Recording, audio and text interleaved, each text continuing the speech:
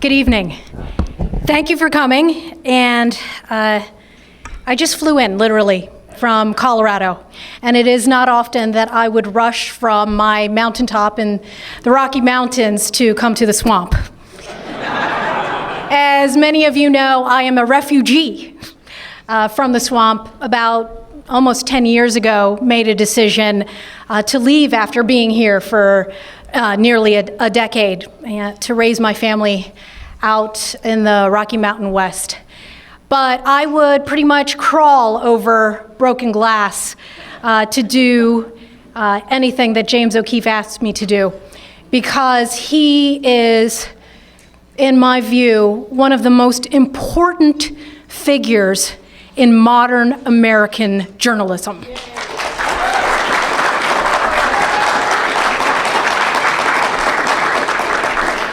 This is my copy of American Pravda. And as you can see, I do something that most TV interviewers, with the exception of C-SPAN, most TV interviews do not do when they have authors on. I actually read the book from cover to cover. I am a homeschool teacher for my 9th grade son. And one of the most important things that I teach as a homeschooler, and talk about public enemies in American society, homeschooler, one of the most important things I do as an English teacher is to teach the importance of reading closely and annotating. And among the Beltway journalism set, reading a book in preparation for interviewing an author constitutes the Washington read. And those of you in the business will know that means looking in the index for your name. So,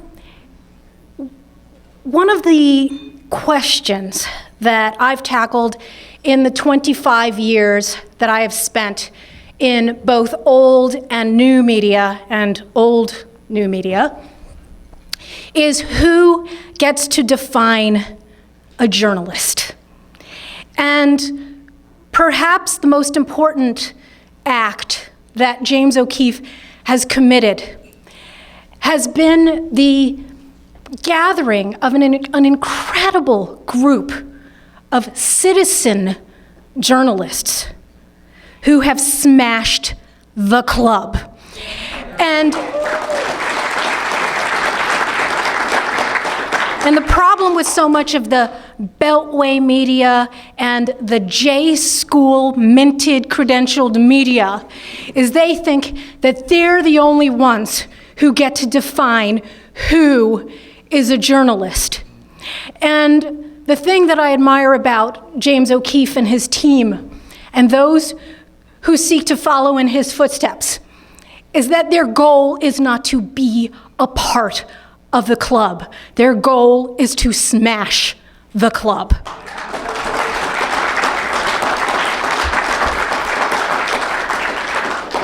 I did not go to journalism school, and I believe that the modern J School is one of the worst scourges of American public life. And there are two sides of a corrupt coin that have caused so much of the problem with the dissemination and consumption of news and information in the modern age. And the two sides of that flip coin are identity politics and identity journalism.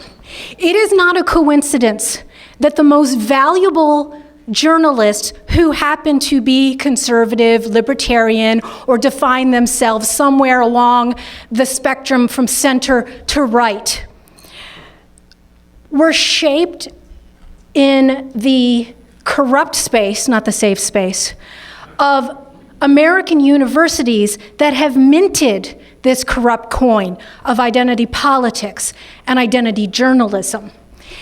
James, as many of you know, first came into the public spotlight for his brilliant deconstruction of identity politics as a student at Rutgers, when he said he was triggered by Lucky Charms. I had similar experiences. Believe it or not, I was an English major at Oberlin College. I survived Oberlin, they didn't survive me. And at Oberlin, my introduction to identity politics, which occurred, I'm 14 years older than James, and so I suppose, I was talking about this with somebody in the elevator, I think somebody from Project Veritas, and it made me feel very, very old, to try to identify which number of a wave our generation of conservative journalists were. I guess I'd be second, because at Oberlin we brought Dinesh D'Souza to campus. And that was my first eye-opening experience with the violent intolerance of the left. And so what James and I have in common, not only we're both Jersey kids, by the way, he was a little bit up more north than I was. I grew up in the shadow of the Trump casinos in Atlantic City, believe it or not. But the thing that we have in common is seeing the poison of identity politics up close and having to make a choice, either to sit on the sidelines or to confront it. So then, when I embarked on my own journalism career, and I still, to this day, identify myself, if I identify at all, not as a journalist of color, but as a journalist who believes in telling the truth without hyphens and without boxes. And in my case, I did not have the same clever inspiration to do what James did, which was to embark on this experiment where you force the progressives and the identity politics purveyors to have to apply their own standards to themselves. That's fantastic. But I had a very non-traditional path to my identification as what I still call today an ink-stained wretch. What I loved was newspapers. And in reading American Pravda, one of the things that I share, a passion that I share so greatly with James, is the history of American journalism. And I was passing by on the way from the airport. This is an issue of Cosmopolitan. And I don't know how many of you know this. I mean, we're at the National Press Club, so there's probably somebody who does realize this. But at one point in the golden age of muckraking, and James O'Keefe is our textbook muckraker of American journalism, Cosmopolitan was actually not just a collection of smut and sex position tips. It was actually a Bible and one of the breeding grounds for muckrakers. Some of James's favorite muckrakers, Ida Tarbell and Sinclair Lewis, wrote for this magazine.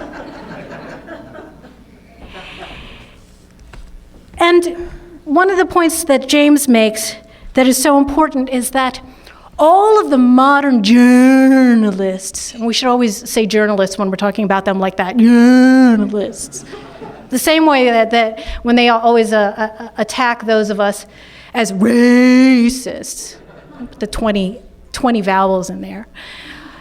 These journalists who question our journalism have no idea that what James and his team are doing is restoring the greatness of American investigative journalism. Restoring it.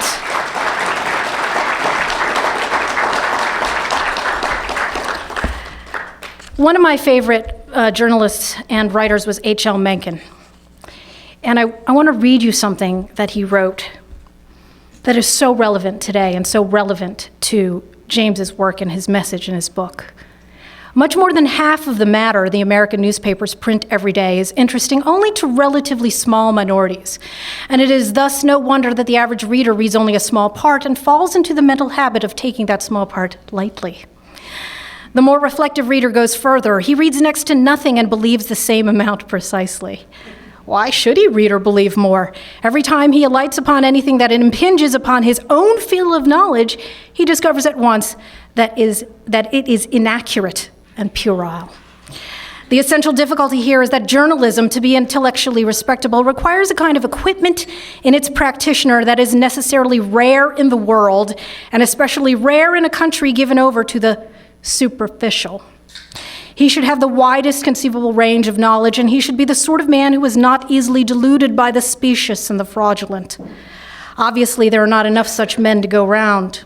The best newspaper, if it is lucky, and one can substitute broadcast outlet for that matter, may be able to muster half a dozen at a given moment, but the average newspaper, or media outlet, seldom has even one. Thus, American journalism is predominantly paltry and worthless. Its pretensions are enormous, but its achievements are insignificant. Even at its fundamental business of ascertaining and reporting what has happened in the world, it fails miserably. 4/5 of the so-called news it prints is dubious, and a very large proportion is downright false. Cliff Notes version, #fake news.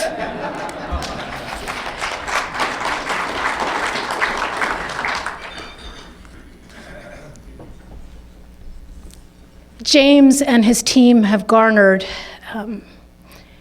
headlines and forced the false narrative purveyors to cover news that they would rather cover up by sheer force. When I first started out in this business, there were very few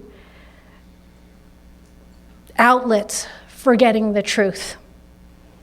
And it's been a miracle to see the proliferation of choices. These pose threats to the old monopoly. And what I'm hoping is that James and his team, and this book, which should be assigned in every J school in America,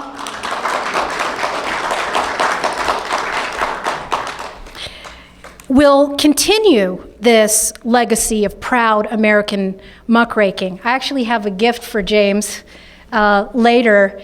It is a newspaper that covered Theodore Roosevelt's 1906 speech, where he actually didn't use the term muckraking, but of course he alluded to Pilgrim's Progress, where the phrase initially came from.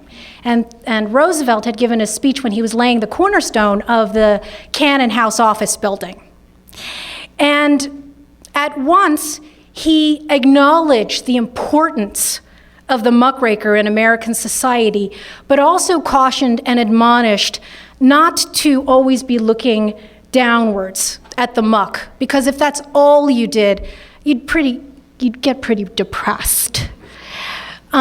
What I love about James and his team is that in the spirit of happy warriors, whether it was Reagan or Andrew Breitbart or the current generation of happy warriors and into the future, that they have one eye down toward the ground and are doing the muckraking that the journalists refuse to do. But they do it with an undercover camera as well as an eye toward the light. It's Veritas and lux. Did I pronounce that right, Latin scholars? It is truth and light